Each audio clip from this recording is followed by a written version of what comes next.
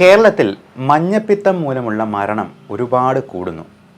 നമുക്കറിയാം, മധ്യ കേരളത്തിൽ പ്രത്യേകിച്ചും മലപ്പുറം, എറണാകുളം, തൃശ്ശൂർ ആ ജില്ലകളിൽ കൂടുതലായിട്ട് ഹെപ്പറ്റൈറ്റിസ് എ ഇൻഫെക്ഷൻ ഉണ്ടാവുകയും ഒരുപാട് പേർ മരിക്കുകയും ചെയ്യുന്നുണ്ട്. മരിച്ചില്ലെങ്കിൽ തന്നെ ഇതിൻ്റെ മഞ്ഞപ്പിത്തം മൂലമുണ്ടാകുന്ന പ്രശ്നങ്ങൾ, ലിവറിന് ഉണ്ടാക്കുന്ന ആഘാതങ്ങൾ ഒരുപാടുണ്ട്. നമുക്കറിയാം, നമ്മുടെ ജീവിതശൈലി കൊണ്ടൊക്കെ തന്നെ ഫാറ്റി ലിവർ ഉള്ള ആൾക്കാർ ഒരുപാട് പേരുണ്ട്. SGOT, SGPT എന്ന് പറയുന്നത് എന്താണ്? ബിലിറൂബിൻ എന്ന് പറയുന്നത് എന്താണ്? ഇത് കൂടി നിൽക്കുകയാണെന്നുണ്ടെങ്കിൽ ഫാറ്റി ലിവർ ഉണ്ടോ? അതിന് എന്ത് പരിശോധനകൾ വീണ്ടും ചെയ്യണം?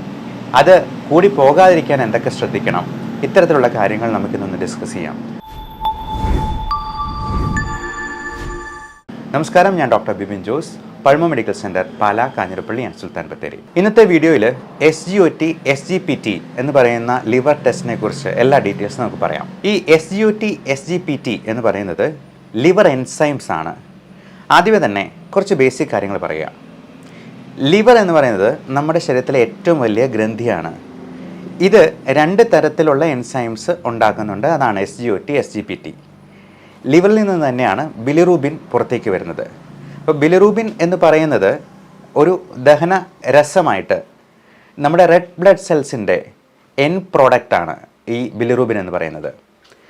ഈ ബിലിറൂബിൻ കൂടുതലാവുമ്പോഴാണ് ജോണ്ടിസ് അല്ലെങ്കിൽ മഞ്ഞപ്പിത്തം എന്ന് പറയുന്നത്. SGOT, SGPT ലിവറിലാണ് സെക്രീറ്റ് ചെയ്യുന്നത്. എങ്കിലും അത് ഉണ്ടോ ഇല്ലയോ എന്നുള്ളത് നോക്കുന്നത് നമ്മുടെ ബ്ലഡിലാണ്. അപ്പോൾ ബ്ലഡ് ടെസ്റ്റ് ചെയ്ത് നോക്കിയെന്നാൽ നമുക്കിത് ലെവൽ കൂടുതലുണ്ടോ എന്നുള്ളത് അറിയാൻ പറ്റും. AST, ALT എന്നും അതിന് വേറെ പേരുകൾ പറയാറുണ്ട്. സാധാരണ രീതിയിൽ രക്തത്തിൽ ഇത് കൂടി നിൽക്കുന്നത് ലിവർ സംബന്ധമായ രോഗങ്ങളിലാണ്, കൂടുതലും ഫാറ്റി ലിവർ പോലെയുള്ള പ്രശ്നങ്ങൾ. ഇതിൻ്റെ ഈ ടെസ്റ്റിൻ്റെ പ്രത്യേകത എന്താണെന്ന് വെച്ചാൽ, ലിവർ ഡാമേജ് കൂടുതലുള്ള ലക്ഷണങ്ങൾ ഉണ്ടാകുന്നതിന് മുൻപ് തന്നെ ഈ ബ്ലഡ് ടെസ്റ്റ് ചിലപ്പോൾ കൂടുതലായിട്ട് കാണിക്കും. അപ്പോൾ ചെറിയ തോതിലെങ്കിലും ഡാമേജ് ഉണ്ടെങ്കിൽ ഈ SGOT, SGPT കൂടുതലായിരിക്കും. അത് non alcoholic fatty liver disease ആണെങ്കിൽ SGPT ഒരു 2 മടങ്ങ് കൂടുതലായിട്ട് കാണാം, SGPT മാത്രമായിട്ട്.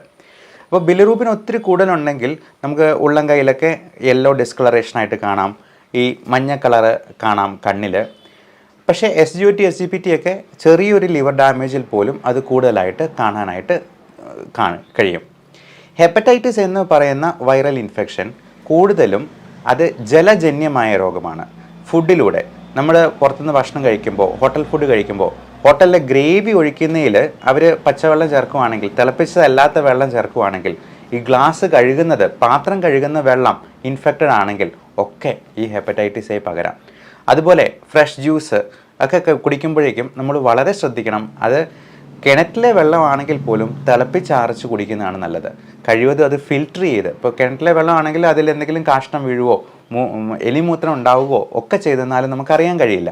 അത് ഫിൽറ്റർ ചെയ്ത് നല്ല തിളപ്പിച്ച് കുടിക്കുന്നതാണ് ഏറ്റവും അഭികാമ്യം. എന്നാൽ ഹെപ്പറ്റൈറ്റിസ് B, C എന്ന് പറയുന്നത് അത് ലൈംഗികമായിട്ടുള്ള ബന്ധത്തിലൂടെ, ബോഡി സെക്രീഷൻസിലൂടെ, സ്രവങ്ങളിലൂടെ ഒക്കെ ആണ് പകരുന്നത്. അപ്പോൾ ഹെപ്പറ്റൈറ്റിസ് B, Cക്കൊക്കെ വാക്സിനേഷൻസ് ഉണ്ട്. ഹെൽത്ത് വർക്കേഴ്സിനൊക്കെ എല്ലാവർക്കും ഹെപ്പറ്റൈറ്റിസ് B പകരും. അതിനുള്ള വാക്സിനേഷൻസ് കൊടുക്കുന്നുണ്ട്. കാരണം പകരാനുള്ള സാധ്യത കൂടുതലായതുകൊണ്ട്, ഇഞ്ചക്ഷനൊക്കെ എടുക്കുന്നവരായതുകൊണ്ട്. ഇത് HIV കൂടുതൽ ഇൻഫെക്റ്റീവ് ആയിട്ടുള്ളൊരു വൈറസാണ് ഹെപ്പറ്റൈറ്റിസ് B വൈറസ്. അത് HIV ഒക്കെ നമുക്ക് പ്രോപ്പറായിട്ടുള്ള ഒരു ബോഡി സെക്രീഷൻസുമായിട്ട് കോണ്ടാക്ട് വരണമെന്ന് വിചാരിക്കാം. പക്ഷേ ഹെപ്പറ്റൈറ്റിസ് B അതിനേക്കാൾ വേഗത്തിൽ സ്പ്രെഡ് ചെയ്യാനായിട്ടുള്ള സാധ്യതയുണ്ട്. അപ്പോൾ നമുക്ക് ലിവറിൻ്റേതായിട്ടുള്ള പ്രശ്നങ്ങളുണ്ടെങ്കിൽ, ഇപ്പോൾ പനി, വെയിറ്റ് കുറഞ്ഞു പോവുക, നമുക്ക് വിശപ്പില്ലായ്മ ഉണ്ടാവുക, വെയിറ്റ് കുറഞ്ഞു പോവുക, നമുക്ക് ചൊറിച്ചിലുണ്ടാവുക, ചിലപ്പോൾ ദേഹത്ത് എല്ലായിടത്തും ചൊറിച്ചിൽ, ഡിസ്കളറേഷൻ, യെല്ലോയിഷ് ആയിട്ടുള്ള മഞ്ഞ കളർ വരിക, കാലിൻ്റെ ഭാഗത്ത് നീര് വയ്ക്കുക, പിറ്റിംഗ് പീഡിലെഡിമ, നമ്മൾ തൊടുമ്പോഴത്തേക്കും അവിടെ കുഴിഞ്ഞു പോവുക, റെഡ് റാഷസ് ആയിട്ടുണ്ടാവുക, ഇതൊക്കെയാണ് ഇതിൻ്റെ ലിവർ ഡിസ്ഫങ്ഷൻ്റെ ലക്ഷണങ്ങൾ. SGPT എന്ന് പറയുന്നത് സിറം ഗ്ലൂട്ടമിക് പൈറുവിക് ട്രാൻസാമിനേസ് എന്നാണ്. എല്ലാ എൻസൈംസിൻ്റെയും അവസാനം ACE എന്നുള്ള ഒരു പേരുണ്ടാവും. അപ്പോൾ ALT, അലനിൻ ട്രാൻസാമിനേസ് എന്ന് പറയുന്ന, അത് ഇൻ്റർനാഷണൽ യൂണിറ്റ്സിൽ നോർമലി വരുന്നത് 56 വരെ, ഇൻ്റർനാഷണൽ യൂണിറ്റ്സ് വരെ ഇത് നോർമൽ റേഞ്ചാണ്. അപ്പോൾ ടെസ്റ്റ് ചെയ്യുന്ന ലാബിനനുസരിച്ച് അല്പസ്വല്പം അങ്ങോട്ടോ ഇങ്ങോട്ടോ മാറാം. അത് ഒരു 60-ന് മുകളിലുണ്ടെങ്കിൽ തീർച്ചയായിട്ടും SGPT എലിവേറ്റഡ് ആണ് എന്നുള്ളതാണ് കാണിക്കുന്നത്. അപ്പോൾ എന്തെങ്കിലും ഇൻഫെക്ഷൻ കൊണ്ടോ പലതരത്തിലുള്ള ഇൻഫ്ലമേഷൻ കൊണ്ടോ നീർക്കെട്ട് കൊണ്ടോ ഫാറ്റി ലിവർ കൊണ്ടോ non alcoholic fatty liver disease എന്ന് പറയുന്ന നാഷ് അഥവാ നോൺ ആൽക്കഹോളിക് സ്റ്റേറ്റോ ഹെപ്പറ്റൈറ്റിസ് എന്ന അസുഖത്തിൻ്റെ തുടക്കമായിട്ടുണ്ടാകാം. മദ്യപിക്കുന്നവർക്കാണെങ്കിൽ വേറെ ഒരു കാരണം നോക്കണ്ട, ആൽക്കഹോളിക് ലിവർ ഡിസീസിൻ്റെ സ്റ്റാർട്ടിംഗ് ആയിട്ടോ അത് കാണാം. ലിവർ സിറോസിസ് ഉള്ളവർക്ക് ചിലപ്പോൾ 500 1000 ഒക്കെ ആയിട്ട് ഈ ലിവർ എൻസൈംസ് കൂടുന്നതായിട്ട് കാണാറുണ്ട്. എന്നാൽ ഒരു 100-ൽ താഴെയാണെങ്കിൽ അത് വലിയ കൂടുതലില്ല, റിവേഴ്സിബിൾ ആയിട്ടുള്ള ലിവർ ഡാമേജേ ഉള്ളൂ എന്നുള്ളത് നമുക്ക് മനസ്സിലാക്കാം.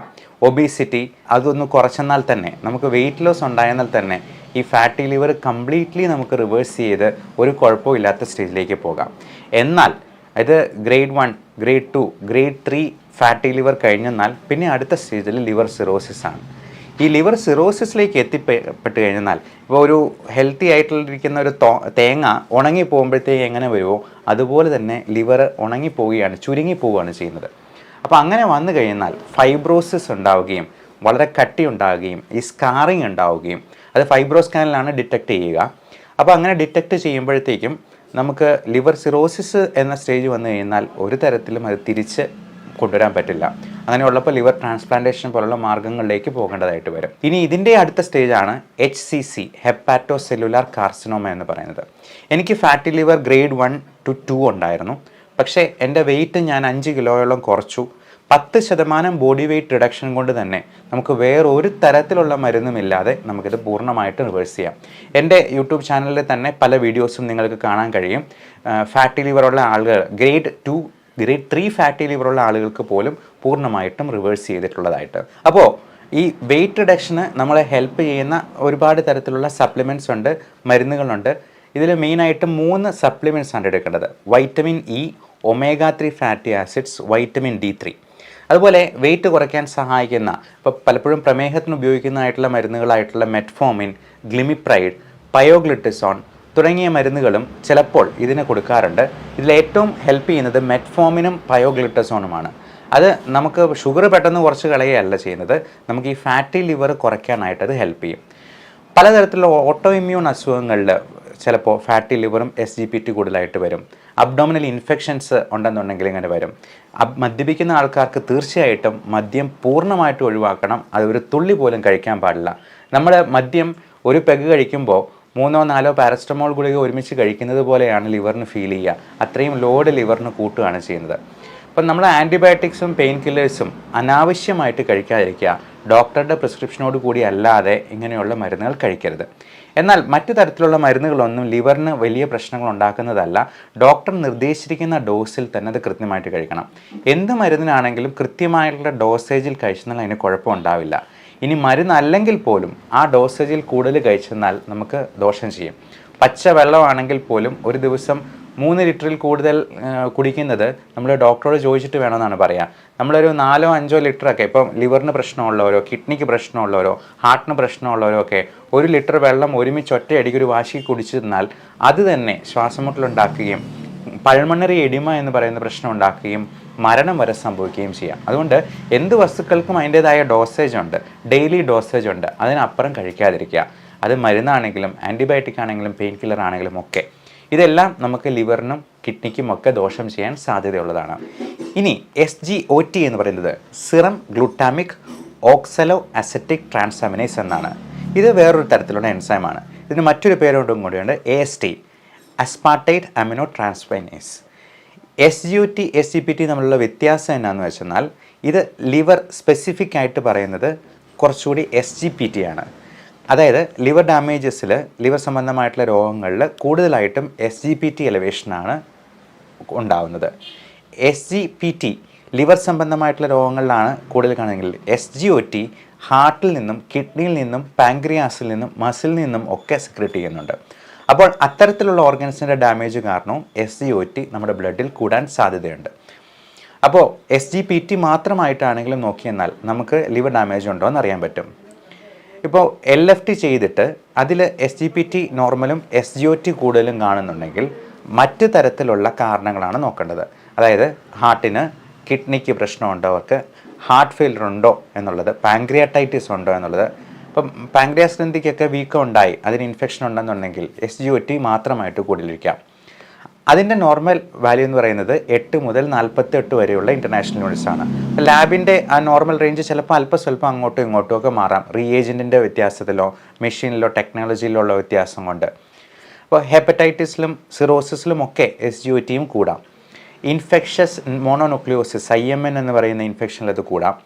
നോൺ സ്പെസിഫിക് ആയിട്ടുള്ള ലിവറിൻ്റെ അല്ലാത്ത പ്രശ്നങ്ങൾ കൊണ്ട്, ഹാർട്ട് പ്രോബ്ലംസ് കൊണ്ടോ പാൻക്രിയാറ്റൈറ്റിസ് കൊണ്ടോ ഒക്കെ SGOT കൂടുതലാകാവുന്നതാണ്. ഇത്തരത്തിലുള്ള ലിവർ ഡാമേജുകൾ ഉണ്ടാകാതിരിക്കാനായിട്ട് നമ്മൾ പ്രത്യേകമായിട്ടും വാക്സിനേഷൻസ് എടുക്കുക. ഹെപ്പറ്റൈറ്റിസ് B, C എന്നുള്ള വാക്സിനേഷൻ കൃത്യമായിട്ട് എടുക്കുന്നത് വഴി ആ ഇൻഫെക്ഷനെ നമുക്ക് കൺട്രോൾ ചെയ്യാനായിട്ട് പറ്റും. അതുപോലെ ആസ്പിരിൻ പോലുള്ള മരുന്നുകൾ സ്ഥിരമായി കഴിക്കുന്നവർക്ക് SGOT കൂടുതലുണ്ടാകാം. എന്ത് കാരണം കൊണ്ടാണ് SGPT അല്ലെങ്കിൽ SGOT കൂടുതൽ ഉള്ളത് എന്നുള്ളത് നോക്കിയിട്ട് വേണം നമ്മൾ അതിനെ ട്രീറ്റ് ചെയ്യാനായിട്ട്. അപ്പോൾ ഇതിനൊരു ചെറിയ ടെക്നിക്കും കൂടെയുണ്ട്. എത്ര തവണയാണ് നിങ്ങളുടെ നോർമൽ റേഞ്ചിൽ നിന്നും കൂടുതലായിട്ടുള്ളത്? ഇപ്പോൾ SGPT 2 മടങ്ങിൽ കൂടുതൽ, 3 മടങ്ങിൽ കൂടുതലൊക്കെ ഉണ്ടെന്നുണ്ടെങ്കിൽ അത് ഫാറ്റി ലിവർ കൊണ്ടുള്ള പ്രശ്നങ്ങളായിരിക്കാം എന്നുള്ളത് നമുക്ക് ഏകദേശം അനുമാനിക്കാം. അപ്പോൾ അതിനുശേഷം നമ്മൾ ഫൈബ്രോ സ്കാൻ പോലുള്ള മറ്റ് ടെസ്റ്റുകൾ പറഞ്ഞേക്കാം. അൾട്രാസൗണ്ട് സ്കാൻ, അബ്ഡോമൻ്റെ വയറിൻ്റെ സ്കാൻ കൊണ്ട് ഏകദേശം അതിൻ്റെ ഗ്രേഡിങ് മനസ്സിലാക്കാം. കൃത്യമായിട്ട് ലിവറിൻ്റെ ഫൈബ്രോസിസ് നമുക്ക് മനസ്സിലാക്കാൻ ഫൈബ്രോ സ്കാൻ തന്നെ വേണം. ഇൻഫെക്ഷൻസ് പോലുള്ള അസുഖങ്ങളിൽ, ഇപ്പം ഡെങ്കി ഫീവർ ആണെന്നുണ്ടെങ്കിലും ഇതിങ്ങനെ കൂടാം. ഓട്ടോ ഇമ്മ്യൂൺ ഡിസീസസിൽ കൂടാം, അതായത് നമ്മുടെ ഇമ്മ്യൂണിറ്റി തന്നെ നമുക്കെതിരെ തിരിയുന്ന പ്രതിഭാസം.